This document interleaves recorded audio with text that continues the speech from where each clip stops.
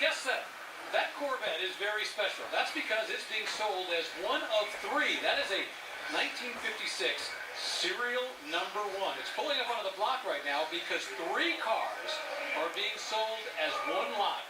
There's a 1955, a 1956, and a 1957, all being sold together. All serial number one cars. That means it was the first Corvette produced for that year.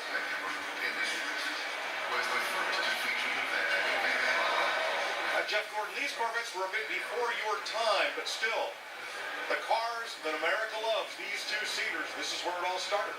It sure did. I mean, when you think of performance, when you think of a beautifully designed car, and, you know, just how amazing it's been from especially a collector's, standpoint. I've really enjoyed seeing some of these amazing cars. And VIN number one and the type of condition that these things are in is absolutely amazing.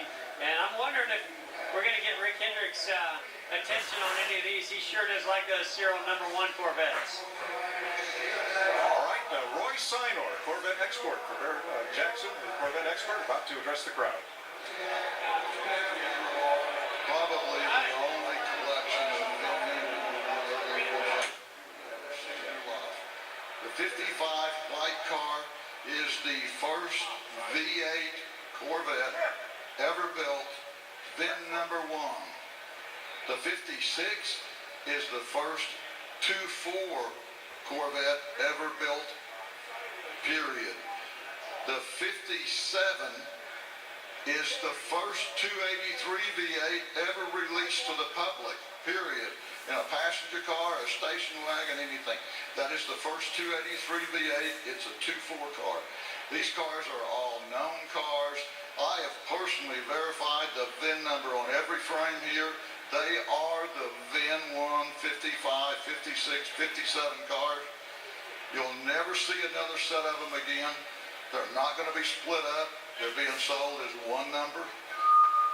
The gentleman that owns them just can't bear to see them not be aggrieved. He went through a tremendous effort to collect them as VIN 1s. They're here. Somebody needs to own them.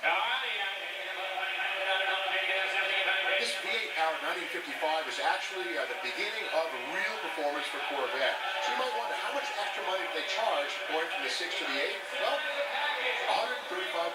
That's it. They also went from the 6 to a 12-volt charging system. The punchline there is that starting and cranking this engine over a little bit harder to do than a 6-cylinder engine. So 12 volts on this and all subsequent Corvettes. Number one. Now, you raced your entire Sprint Cup career with a descendant of this engine, the 265 cubic inch small block V8 that made its debut in 1955 right here. And, you know, it's amazing when you look back at what the technology that went into this engine back in the day, and it tells you just how impressive this engine is and was designed, because look how long it lasted, and the races that were won, the performance, the reliability, and just how it built a whole new generation of vehicles from that point on.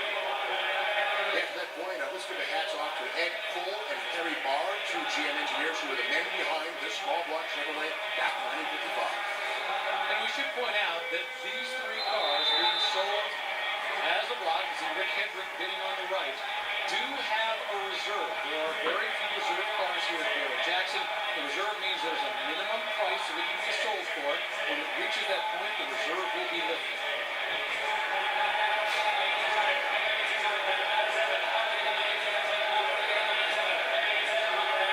1.6 million. Some people collect low odometers, some collect low serial numbers, including a couple of the people bidding on these. And in 1956, he referred to that as a 2.4. And what he meant by that is 2 4-barrel carburetors. Another detail about this 56 is the fact that it's a very early body. It does not have the fender top vent that you'll find in all subsequent 56s, so it's smooth here. Very, very uncommon to see that. And again, early car, number one.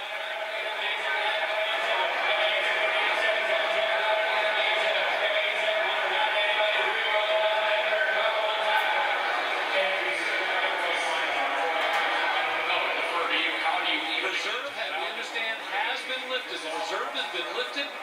That means these 3 cars will sell. And I have to say, I think it is absolutely wonderful that they're doing this. Is absolutely the first VIN 1 released to the public. 53 VIN 1 went away. It was a test car. 54 VIN 1 was a test car. At Barrett Jackson 10 years ago, we sold the first 53 released to the public for $1.1 million. Now you got a chance to buy 3 of the same caliber cars. Never happen again. Let's roll. I love the fact they're keeping all 3 of these cars together. The reserve is off. Current bid $1.65 million. Let's see where it can go. Jeff, I look at all 3 of these cars. I don't see a flaw. I certainly don't. I mean, these things have been kept in incredible condition, and that in itself is a work of art. But these cars are truly a work of art.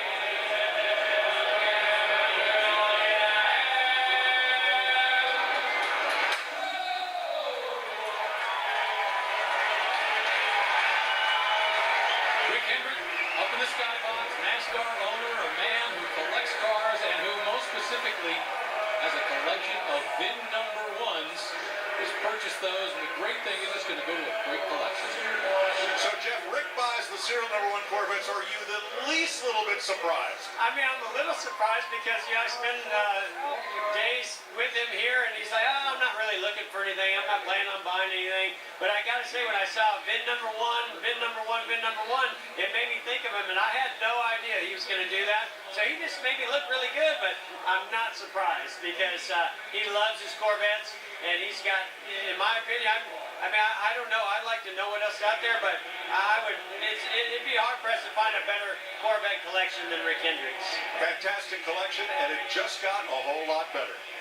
All right, rolling up on the block behind it, another Corvette, another 1957, not VIN number 1, but still very special. So special, we're going to make this a Wall of Fame Shining Star nominee presented by the new Barrett Jackson Premium Car Wax.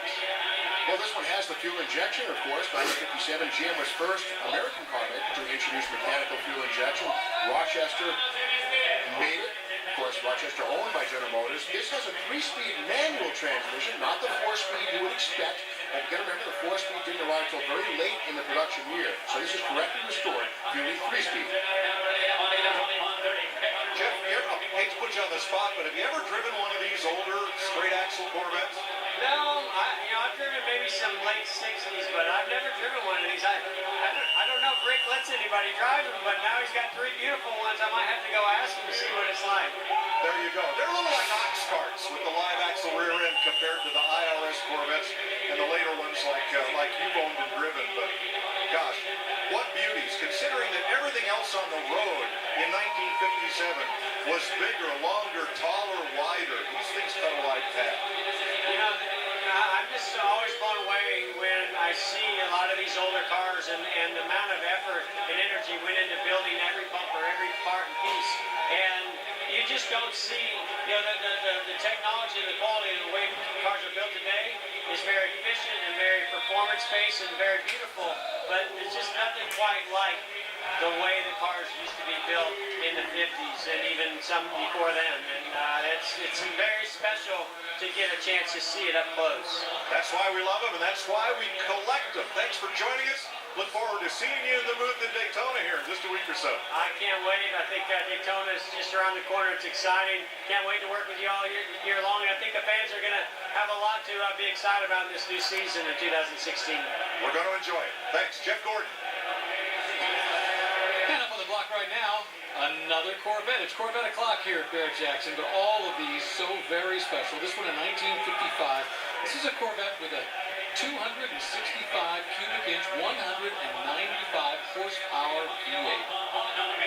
Well, again, here it is, the beginning of Corvette as a true performance car. The previous inline 6 was quaint, had some power, but the V8 really unleashed the car's racing capability. It has the correct 1-year only sealed distributor, and again, these are the braided wires. You got to remember, the fiberglass body of the Corvette does not do anything to prevent the ignition frequencies from interacting with the radio. So they had to do that to shield the radio from the harmful interference. For the next 2, these are spectacular restored because the work itself, they're all real cars, they're all judged, You can't get better ones. This one's a multiple NCRS top flight, 55, the first year for the V8. Gorgeous car.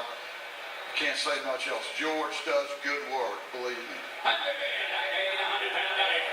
Some rare pieces being removed out of the trunk there are the side curtains, because these early Corvettes did not have roll-up windows. Those side curtains had to be inserted there to block the wind and the rain, just as on most every other sports car that was made in 1955. There were 6 Corvette diehards who said, I don't want that V8 in my 55, I want my 6. And they built them. The way you can tell those apart, the Chevrolet on the side won't have a V in gold. It'll actually just be a small V on the 6-cylinder cars.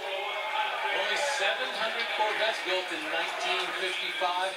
1956, well, that's when it would jump up to 3,500. Those folks get it right there for $100,000, and we're going to close the bid on our Auction Insider car. And this is a very special creature. Yeah, at first glance, it just looks like a 1957 play, but this one is what's called an